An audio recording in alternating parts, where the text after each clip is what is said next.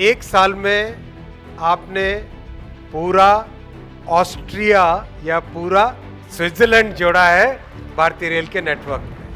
9.5 साल में इतना रेलवे इलेक्ट्रिफिकेशन किया है जो कि उससे पहले के 40 वर्षों में नहीं हुआ था। जो 40 वर्षों में 20,000 किलोमीटर हुआ था, आपने 9.5 वर्षों में 40,000 किलोमीटर किया है। 35,000 करोड़ के आसपास मिलता था 2014 में। आज आपको जीबीएस कितना मिल रहा है? 2,40,000 करोड़। 200 से ज़्यादा नए रेक ऐड हुए हैं, नए टेक्नोलॉजी के लोकोमोटिव्स बन रहे हैं, नई टेक्नोलॉजी की वंदे भारत ट्रेन बनी, और अभी पुश पुल टेक्नोलॉजी पे अमृत भारत ट्रेन भी आप इन्हें बनाई है। करीब करीब 3,000 मिलियन टन एक्स्ट्रा देश भर में कार्गो होएगा। अगर उसका आधा यानी 1,500 मिलियन टन रेलवे अगर लेता है, 16,000 करोड़ डीजल देश का बचता है। 16,000 करोड़ को ट्रांसलेट करो रुपीस में, कितने लाख करोड़ हुए? 1,28,000 करोड़ हर साल का देश का बचेगा। सोचो, 4 से 14 10th पे थे, 10th पे रहे, अब हम 10th से पहुंच गए 5th पे। 5th पे भी उसको हरा के पहुंचे जिन्होंने कई वर्षों तक हम पे राज किया था। उपस्थित रेलवे बोर्ड के सीआरबी मेंबर्स, जनरल मैनेजर्स, सभी के सभी ऑफिसर्स, आप सबको पहले तो बहुत बहुत बधाई। इतना शानदार आपका परफॉर्मेंस, और आज उस परफॉर्मेंस का इस शानदार भव्य समारोह में सबको रिकॉग्नाइज किया गया। तो सबसे पहले सबके लिए जोर से ताली बजाओ।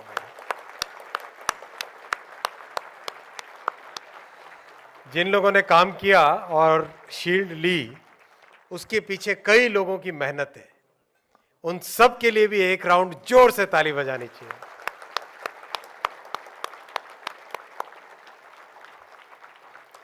आप सब देख ही रहे हो किस तरह से रेलवे का एकदम पूरी तरह से ट्रांसफॉर्मेशन का प्रोसेस चल रहा है। जिस तेजी से आप लोग काम कर रहे हो, जिस तेजी से मोदी जी के, प्रधानमंत्री जी के विजन को आप इंप्लीमेंट कर रहे हो, वो आज दुनिया में मिसाल बन चुका है। एक के बाद एक आंकड़े रखे जा सकते हैं। अगर लास्ट ईयर के ट्रैक कंस्ट्रक्शन की बात देखें तो मेरे ख्याल से फिल्म में था, एक साल में आपने पूरा ऑस्ट्रिया या पूरा स्विट्जरलैंड जोड़ा है भारतीय रेल के नेटवर्क में। 9.5 साल में इतना रेलवे इलेक्ट्रिफिकेशन किया है जो कि उससे पहले के 40 वर्षों में नहीं हुआ था। अगर अंदाज लगाओ, जो 40 वर्षों में 20,000 किलोमीटर हुआ था, आपने 9.5 वर्षों में 40,000 किलोमीटर किया है। देखो, इस पूरी चीज को एक बड़े बिग पिक्चर क्या है इसके पीछे, वो समझना चाहिए। जब 2015 में प्रधानमंत्री जी ने रेलवे बजट को जनरल बजट के साथ मर्ज किया, तो उसके पीछे बहुत सोची समझी एक गहरी बात थी। फिनेंस वाले बताएंगे, उससे पहले जब 2 अलग अलग बजट थे, तो अगर भारत सरकार से कुछ रेलवे को मिलता था, उसके ऊपर भी ब्याज देना पड़ता था, उसके ऊपर भी इंटरेस्ट लगता था, कैपिटल चार्ज लगता था। जनरली एक अजीब सी तनाबनी सी रहती थी, क्यों दें रेलवे को, कैसा रहेगा, क्यों होगा, क्या होगा, वगैरह वगैरह। जब दोनों बजट मर्ज हो गए, तो सबसे पहले वो बीच में जो तनातनी थी वो खत्म हुई। क्लियरली एक सिंगल गोल के साथ सब साथ बढ़ने लगे, और उस गोल के कारण जहां 35,000 करोड़ के आसपास मिलता था 2014 में, आज आपको जीबीएस कितना मिल रहा है? 2,40,000 करोड़। और इसके कारण जो वर्षों से रेलवे की सबसे बड़ी प्रॉब्लम थी, इन्वेस्टमेंट की कमी, वो इन्वेस्टमेंट की कमी अब इतिहास बन गई है। अब सफिशिएंट फंड्स है, काम करने के लिए सफिशिएंट कमिटमेंट है आपका, और देश का जो एक्सपेक्टेशन है रेलवे से, वो आज एक्सपेक्टेशन पूरी तरह से पूरा हो रहा है। अभी आपने हाल ही में सुना होगा प्रधानमंत्री जी के कई भाषणों में, कई वक्तव्यों में बार बार एक दो तीन शब्द आए कि रेलवे का ये गोल्डन पीरियड चालू हो रहा है। ऐसा प्रधानमंत्री जी का मानना है कि रेलवे का ये गोल्डन पीरियड चालू हो रहा है। और इस सब के पीछे आपकी ताकत है, आपका कमिटमेंट है। मैं फील्ड में कितनी जगह एसएससी, पीडब्ल्यूआई, टेक्नीशियंस, वेल्डर्स, अभी एक मेरे वेल्डर भाई आए थे, मैंने कहा भाई तेरे साथ वेल्डिंग करेंगे एक बार। 4-5 साल पहले तक तो मैं खुद वेल्डिंग करता था। तो ये जो भावना है काम करने की, ये जो कमिटमेंट का लेवल है, वो कमिटमेंट का लेवल ऐसा लेवल है कि जो भी इस हॉल में है और जो बाहर सुन रहे हैं, सब के सब अपने मन में एक गौरव अनुभव करें कि देश के लिए कितना बड़ा आप लोग काम कर रहे हो। आप सोचो, पूरी रेलवे करीब करीब इलेक्ट्रिफिकेशन हो गया है, कुछ जो लिंक्स बाकी है वो भी कंप्लीट होने को है। अब तेजी से रेलवे का इंफ्रास्ट्रक्चर बढ़ रहा है, ट्रैक्स बढ़ रहे हैं, वैगन्स बढ़ रहे हैं। मेरे ख्याल से पिछले 1 साल में 200 से ज्यादा रेक आपने ऐड किए होंगे, 200 से ज्यादा नए रेक ऐड हुए हैं, नए टेक्नोलॉजी के लोकोमोटिव्स बन रहे हैं, नई टेक्नोलॉजी की वंदे भारत ट्रेन बनी, और अभी पुश पुल टेक्नोलॉजी पे अमृत भारत ट्रेन भी आप इन्हें बनाई है।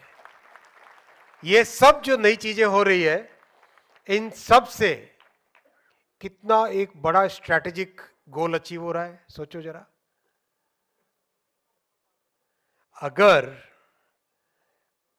इतना एडिशनल ट्रांसपोर्टेशन, चाहे गुड्स का हो चाहे पैसेंजर्स का हो, अगर रोड से करना पड़ता, तो एक कैलकुलेशन किया है गतिशक्ति डायरेक्टरेट ने,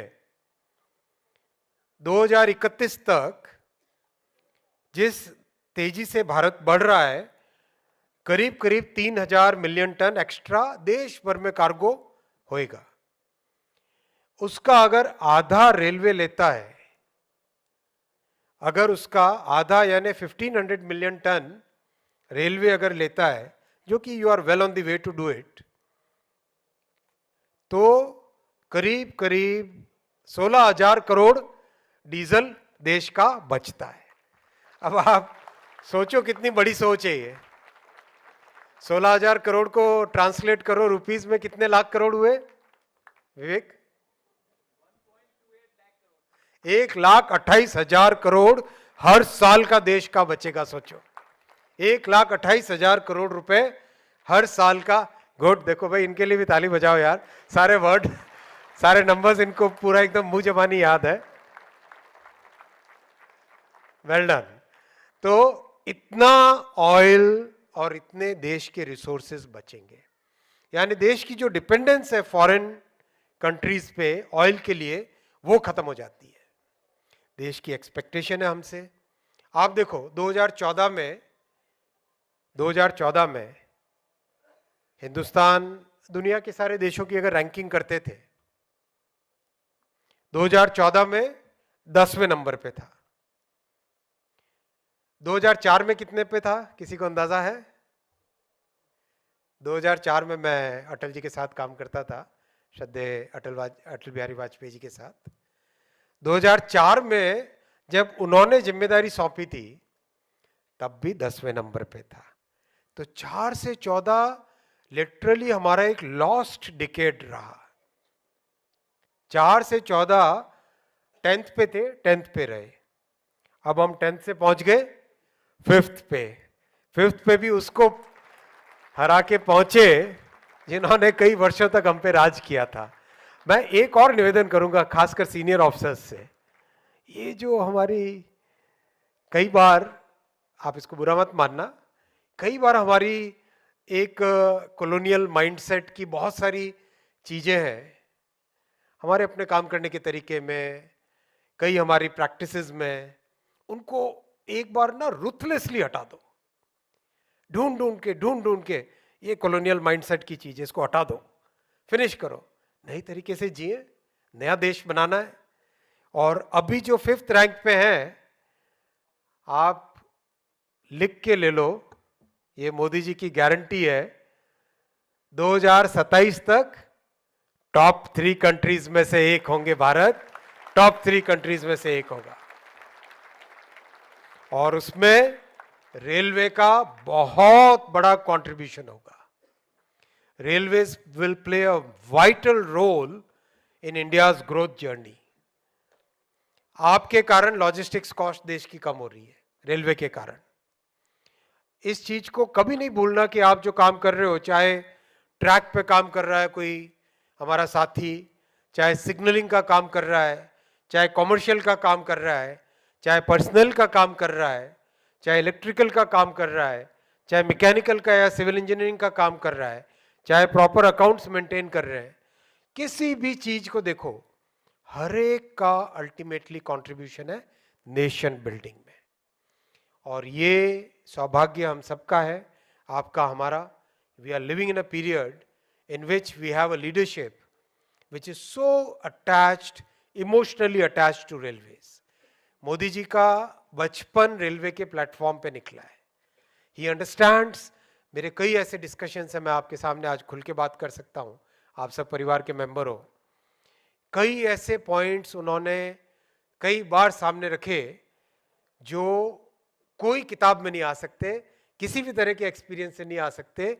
ये वही व्यक्ति जान सकता है जिसने एक्चुअल में प्लेटफॉर्म की लाइफ बिताई है। एक बार उन्होंने मुझे बताया कि जो वाटर फिलिंग होती है, ध्यान देना कभी वो क्यों डिले होती है।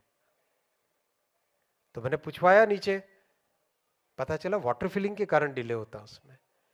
फिर सेकंड क्वेश्चन पूछा, वाटर फिलिंग के कारण डिले क्यों होता है। सब समझ में आ गया, आप भी समझ गए, राइट। ऐसी बारीक चीजें भी प्रधानमंत्री जी को पता है और ये उनका इमोशनल अटैचमेंट है। लेकिन एक बात याद रखना, ऐसा कमिटमेंट रेलवे के लिए, ऐसा कमिटमेंट रेलवे के लिए कभी इतिहास में नहीं था और ऐसा कमिटमेंट कभी भी शायद इतिहास में न हो जैसा कि मोदी जी का है। और इस पीरियड को देश की एक्सपेक्टेशन पे हम सबको खरा उतरना है। और ये ताकत केवल और केवल आपके पास है। केवल और केवल रेलवे एक ऐसा ऑर्गेनाइजेशन है जिसमें वेरी स्ट्रांग टेक्निकल नॉलेज है, वेरी स्ट्रांग कमिटमेंट है, डे टू डे काम करने का डिसिप्लिन है और ऐसी चीजें आप अचीव कर सकते हो जो आपने कभी खुद ने भी ना सोची हो। वो हनुमान की कहानी है ना, हनुमान को पर्वत लेके आना था, इतना दूर से संजीवनी बूटी लेके आनी थी, उसे ध्यान ही नहीं था कि वो ऐसा कर सकता है, या छलांग लगानी थी, उसे ध्यान ही नहीं था वो कर सकता है, याद दिलाया गया। अब आप बताओ, आज से अभी जो आप करते हो रोलिंग ब्लॉक सिस्टम, अभी कितने वीक का चल रहा है? 12 वीक्स चल रहा है या 26 वीक्स का? कई लोगों ने 26 कर दिया है करीब करीब, या सभी ने कर दिया है? सभी ने। मतलब 26 वीक्स की फॉरवर्ड प्लानिंग एडवांस में करना और उसको मेंटेन करना, उसको एग्जीक्यूट करना, ये बड़े बड़े देशों में भी संभव नहीं है। जो ये आपने करके दिखाया है, ये बड़ी बड़े सिस्टम्स में, बड़ी बड़ी इंडस्ट्रीज में पॉसिबल ही नहीं है, लेकिन आपने करके दिखाया है ये। और फील्ड में जब भी जाता हूं, जो जूनियर से जूनियर हमारे कर्मचारी हैं, सबसे ज्यादा वो खुश है रोलिंग ब्लॉक सिस्टम से। कोई एसएससी या पीडब्ल्यूआई है यहां पे? खड़े होके बताओ, फायदा हुआ? क्या फायदा हुआ? सर्टेनिटी आई, राइट। 100% काम का श्योरिटी आई। कई लोगों ने, बैठो, कई फील्ड में कई लोगों ने मुझे ये इनपुट दिया कि कॉन्ट्रैक्टर आता था, पहले सुबह से शाम तक खड़े रहते थे और हो सकता था कि उस दिन काम भी ना हो, वापस लौटना पड़े। अब वो परिस्थितियां नहीं रही। अब इसको और स्ट्रांग अपनी हैबिट में डालिए, इतना स्ट्रांग हैबिट में डालिए कि आपके लिए this becomes a part of your life. जैसे सुबह उठते हैं, ब्रश करते हैं, नहाते हैं, वैसे ही this should become part of our lives. और जब जितनी भी हमारी वर्कशॉप्स हैं, डिपोज हैं, शेड्स हैं, उसमें भी इसी तरह की फॉरवर्ड प्लानिंग करनी चाहिए। ये थिंकिंग जो फॉरवर्ड प्लान करना और एग्जीक्यूट करना ट्रांसपोर्टेशन अपने ट्रैफिक डिपार्टमेंट में भी आनी चाहिए। लोडिंग में 7 दिन कम से कम 7 दिन की आगे की ऐसी तैयारी हो, एक आध रेक इधर उधर हो तो हो, लेकिन बाकी सारी की सारी एज पर प्लान होनी चाहिए। ये थिंकिंग एक बार हमारे पास आ गई और एक बार इस आदत में हम लोग एकदम गहराई से जड़ गए, तो मैं बताऊं आपको, इतनी सुपर एफिशिएंसी आएगी। पंक्चुअलिटी और लोडिंग के बीच में जो हमेशा कई बार आप कहते हो कि दोनों कैसे करें, ये दोनों आप ही आराम से कर पाओगे एक बार जब इस सिस्टम में ढल गए। ये सारे इनोवेशन आप कर रहे हो, देश के लिए बहुत बड़ा आपका कंट्रीब्यूशन है। इसके लिए आप सबको बहुत बहुत बधाई। और इसी मोमेंटम से, इसी टीम स्पिरिट से, इसी पॉजिटिविटी के साथ, इसी ताकत के साथ, इसी एनर्जी के साथ काम करते रहे। बहुत बहुत धन्यवाद।